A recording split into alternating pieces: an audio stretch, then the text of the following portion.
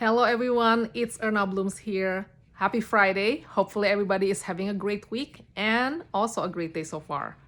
As promised, I'm hopping in here to record a video for you about branding. Now, in case some of you doesn't know, my background was in packaging design and product development and design. Help global brands behind the scene working on launching their branded product collections from retail stores all the way to online stores, and I have a lot of experience as well in sourcing, which means that after you design it, you have to find the suppliers, and I help them coordinate all that and orchestrate the whole process from A to Z, so they are able to get their ideas into products in the market, and I love doing that. Ever since I got to know about packaging design being a field for my career, I have loved it. I love the fact that what I created can actually communicate my message and touch the consumers through my product design or packaging design. And I love helping entrepreneurs being able to do that with their products, creating an impact. So that's my background. And today, I will try to do my best to deliver some basic knowledge about branding, or what good branding should be about. Okay, most of us know that branding is just like a logo or like a label and things like that. It's actually a bigger picture. Branding is a bigger picture, more than just a certain particular design. Now, if you start a company and you just create like some temporary logo, like something quick logo or things like that, I applaud you for making your starting point, and I think everybody should start somewhere. And I really think that it's good to know if your product actually work in the market, or there's a demand for it. So once you get that traction, I think it's time for you to start really seriously thinking about branding. Now, branding, it should be something that you invest into for very long, like for a long term, not just a short term. So sometimes I get questions like, oh yeah, how much for the logo? And oh, can it be like just $300? Things like that. I don't like to talk about the money yet at this point. I want to actually take a step back and make sure you understand what branding should be is about. It's a mindset. Okay, just I'm gonna use an analogy of like dating and relationship. Okay, so branding is like you building a relationship for like long-term marriage, basically. And so when you're going for a date, you want to put your best foot forward, right? So you make yourself look presentable. You want to make sure that you make a good first impression, and also you want to make sure that it's authentically you, because if you like try to doll yourself up, and it really doesn't reflect your personality, or it doesn't show like, well, you can be gorgeous, but then if you don't show up with your whole heart, your personality, and then what you're about, and you just silence, or like you just being passive, and there is no engagement there, right, during the date. Now, that's not gonna attract the counterpart, your audience doesn't attract, you don't attract your audience. So same thing with branding. You want to make sure that your branding is as the best representation of who you guys are, what your brand is about, and it's have to communicate what you represent, your core values, your mission, what your product solve problem-wise for your audience, and you want to make sure that if you don't know, then you get help, to understand how to do that, right? And so that's the first thing. And the second thing is you want to think about it as a long-term investment. Now, some people, like, I understand, like, they have like a rush project or something like that, but I will say, like, for branding, you want to make sure you take the time to really deep dive into your I will call it discovery session, where you actually write down like what inspires you, right? What is your brand trying to solve in the if it's a product, okay? If it's a product or service, you have to think about what problem are you solving for your audience, and what kind of audience. So you have to ask 3 questions actually. Who you are as a brand or a business, and then secondly, who are your target audience, right? Who are you trying to appeal? Are they like a modern type of people? Are they traditional? Or are they fun, uplifting, young? Are they eco-friendly? So it's very important, who you're talking to, right? And then the last part is like, what are you offering? And so you want to make sure that those three elements here is clear for your company before you even start designing things, because sometimes I have noticed that when some of my clients come with just a simple request of a logo or a label and things like that, I can totally see that they don't have the bigger picture clarity, which is going to be hard for you along the way when you're designing. You don't know how to make certain decision. Do I go with pink? Do I go with, like blue or things like that? Even the color have meanings, right? The colors have, those it project emotion, and it will also like make you feel certain way, like when I'm wearing pink or when I'm wearing blue, right, or I'm wearing yellow, all of those things are has some kind of meaning, some kind of feel. Do you want to feel like you want to give a ease, feeling of ease? Then you want to go with color that's a little bit softer, a little bit more welcoming, like blue, teal, like the ocean, things like that, but if you want to be more energetic, you want to go with yellow and maybe red, right? Or sometimes could be like if you want to eco-friendly, you want to go more like in the green tones, or something a little bit more like softer, something a little bit more like uplifting, because it's like it's giving you hope, so there are emotion into those colors, so you have to think about. But how do you make those decisions in your branding process, right? So you have to really not just jump into the branding process before you even get that clarity of what you are trying to say. Okay, same thing when you want to go out on a date. Are you just going out on a date for like fun? Or are you going on a date for like finding your soulmate, finding your loved one who you're gonna want in your journey for a long time? That's really up to you. So there is no right or wrong, as long as you are very mindful about your purpose on doing your business or your branding journey. But for me, what I'm passionate about is helping entrepreneurs who are looking for creating their brand that lasts a long time and to actually leave a legacy. For example, like Disney, right? So Disney have that kind of long-term longevity, I should say, legacy that they leave behind. And I think that's something really fun to design. And I think it's something that you should be proud of creating and investing into because you're going to pass it on to your next generation and your community.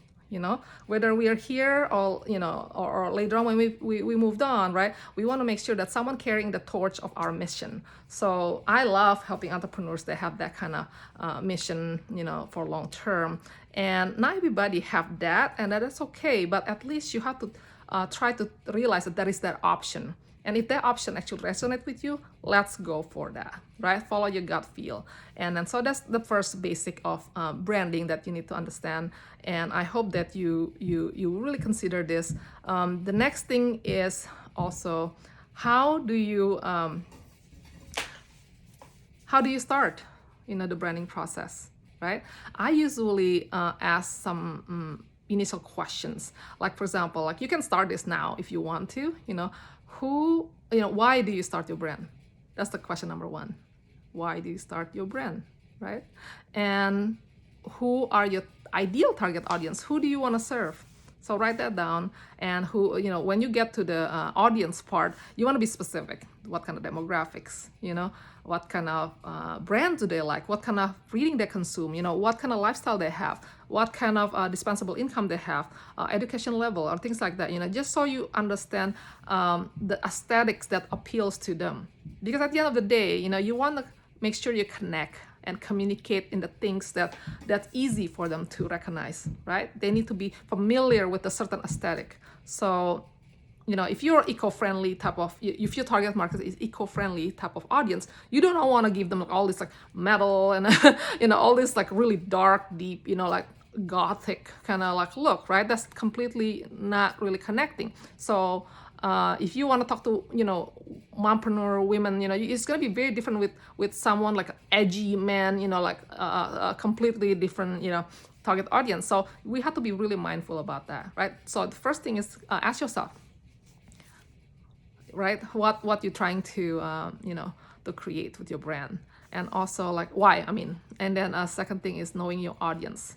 And next thing is knowing that you have competitors in that space and who they are. Who are your benchmark competitors. That you don't necessarily want to compete with them, because you want to be authentically you, and you just pursue what you want to pursue. There are so many Italian restaurants out there. Like Marie Forleo mentioned, one of the mentor that I really respect. She mentioned about it's okay to have a similar idea, in your business, but do it your way, right? There's so many like restaurants, that's like serving the same thing, but they make it different, and they have their own customer. There are enough people in the world that will buy your brands, as long as you really get to know that your brand really bring value, your product or service bring value to people, and there will be customers for you. And this is why you have to test drive your products or services and make sure that it works, right? And it solves people's problem. And if you have like those great products, but for some reason you don't get enough traction, maybe the piece of branding is missing. That's exactly my point, because people not familiar, or they don't realize that, oh wow, you actually like have high-end offering, because maybe you did not have a good branding, like your branding is just mediocre, for example, like not really good font. That's gonna lead me into the next conversation about choosing fonts. Okay, fonts, layout, spacing, a lot of those is really important to know, to differentiate you from like high-end or good design versus poorly designed pieces. So choosing fonts, there are another discussion that I'm going to do with fonts, but for now I just want to let you know that a couple basic fonts that you can probably use to be safe. Okay, Helvetica is a simple, clean, modern type of font, and you can use Baskerville for something a little bit more like traditional, but at the same time modern. It has the serif font. You'll take a look at it. And then you also can do some, let's see, Gotham is another good one that you can try to use. There are, let me see what else. Avenir. You can also use Caslon, right? And there's a couple other ones, which I'm gonna put into the description down here, some of those suggestions, so you can try it out. We don't want to go too crazy, we don't want to go with like, what do you call it, kung fu type of font. That's really unprofessional, unless that's what you're trying to do. Okay, and I can also give you some suggestion if you want to use script of some sort. Depend on your brand. Script is a little tricky, because that one, it really depends on what you're trying to convey, what kind of handwriting, what you're trying to convey. So font is very important selection, right? That's what normally when I look at, when I'm hiring designers, I will look at their font choices and how they treat the logo types and things like that, to know they really understand the basic of that. Letter spacing, it's very important. A lot of poor design, they cram everything. They cram that page, so you don't want to cram. I think it's hard to read, Legibility is important. Spacing around, so there's breathing room.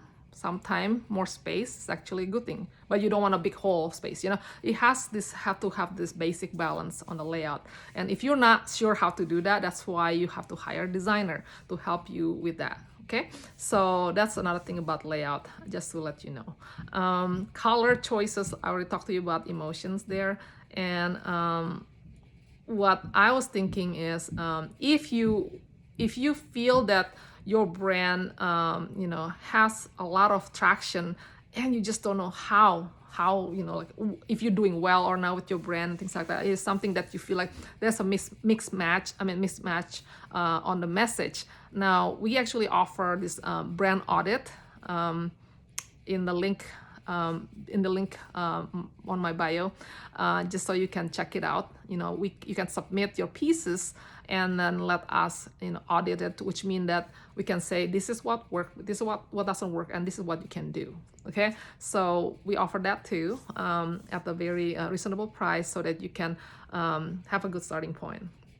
All right, now I'm gonna actually give you this thought to leave you today. I'm gonna do another series of video about branding on the next step, because I don't want to overwhelm you today. Basically, you just want to make sure you're mindful about what you're pouring out there. as far as your branding, messaging, key elements that you should have. If you like starting a completely new brand, make sure you have a good logo, right? Because the logo is basically a symbol, a symbol for your company, your mission. So when people see it, it's a what do you call, a recognizable mark. And you want to make sure your mark is very unique to your business. So if you have a mark that you pair with another name and then it works, that's not really a good recognizable logo, because it has to be unique to you, right? And then for example, the logo that I designed for my Blooming Aces Creative, it has a B and it has this lowercase a, okay, because it's Blooming Ace. We want to have like that kind of contrast. And also because I want to incorporate the infinity sign in the body of the B and also the A, because that and then it connected with the flower. Now the flower is basically, it's where the message is blooming from within, and our slogan is vision to infinite growth. So it's really unique to us, and we can use that in we can make it smaller or bigger, so it has to be scalable and recognizable when you make it small or big. And it can be adaptable to like different format, whether it's for shirt, whether it is for stationery, whether it's for signage, whether it is for an app, right? Or for your social media icon, so you have to think about all the application for your logo, right? So a good logo is good to have, for sure. And the second thing is you want to have a good slogan that represents you. And the slogan needs to be as short, as concise as possible, while saying a lot about your mission and what you stand for, like your core value or something, okay? And then the next thing is you probably want a brand story. Now, brand story, you need a copy editor for that. I did. My team is have a couple of copy editor in my team that's very good at creating brand story based on your voice. There is a voice for, like, if you look at Apple, like when Steve Jobs started Apple, they have this like confident, like kind of innovation and a very like edgy type of voice, where they're like have a little bit of like proud attitude, but I think it's cool, and some people, they just want to be very super corporate. Some people are very super friendly, and so you want to choose which one that's authentic to your brand. So that's the brand story, because you want to promote that. And a lot of people do not understand your brand until they read about you and put like the words, the words into the image, so then it clicks, and what you're about. Okay, so brand story. And the next thing is you would like to have stationery. Stationery, it's like the letterhead, the business cards, the envelopes, right? Because those are a piece of communication that you send out to people. If your company is very digital, then obviously you don't need that, and you can create a digital business card, which is actually what I have actually right now, is digital business card, because during COVID, we're passing out those germs, right? So, and it's also more eco-friendly. You don't have to print, and it's also save costs. So digital business card is some new solution that we actually can provide, and you can also do. There are a lot of sources for that. However, we can do customized one. So that's another thing. So stationery is one. And the next thing is you can have collaterals like shirts, or promo items, maybe greeting cards around the holiday, right? Or like just any holiday really. But or you can have like giveaway something. It really depends on your business. We can come up with ideas for you, on like what is the products that you can help to promote. For example, one of my client she has a whole line of products, and whenever she sends out something, she will pass out stickers or postcard, things like that. So you can do something like that to help promote your business and keep the traction. You can also offer discounts, for thank you. You have a thank you card, like, hey, thank you for buying this. You, for the next purchase, you get like how many % off, or things like that. So it keep your business kind of sustaining itself, right? And then you have social media piece that you have to work on. So there's a lot of pieces. I don't want to overwhelm you anymore because I think there's a lot of pieces that you can think about. Now, if you need any help with your new brands or your existing brand, feel free to go on our link and schedule discovery call. and check out our portfolio if you like. And also we offer a new mastermind group at a very good entry-level cost. It's a limited off-time offer until end of January. I want you to check it out. And in there we have in the mastermind group, it's gonna be like up to 10 people, so it's very limited seating. And we will try to open up more groups if we have a lot more people to join. The first one is gonna be on December 19. It's on Saturday from 11 to 1. I just want to let you know about that. And that one, it's we meet every other week, except for this holiday. So I have like the dates. I'm gonna put out the dates. The dates is in the link. And that one basically is great for if you're not sure what kind of questions specifically you want to ask, then you just come to the session. We have about 2 hours with me, and I will be answering any questions you have, you know, whether it is about brand, whether it's about packaging, or what sources, like where should I go for, you know, creating this item, you know, and how do I begin. I'm very good at creating from the design all the way to like specs to print, right? So including like also business strategy on how to best launch things. So it will be a great session. If you're interested, please go to the link and register for that. And I will be sending you an email with the schedule and just to make sure you can make it. I'm looking forward to see you there. I will do another video after this, and I will roll out next week another session about branding. So if you have any specific question, please ask, then I will cover it in the video too. Okay, I will talk to you soon, and enjoy your weekend. Thank you for listening and watching this, and also hopefully learning and taking action. Thank you.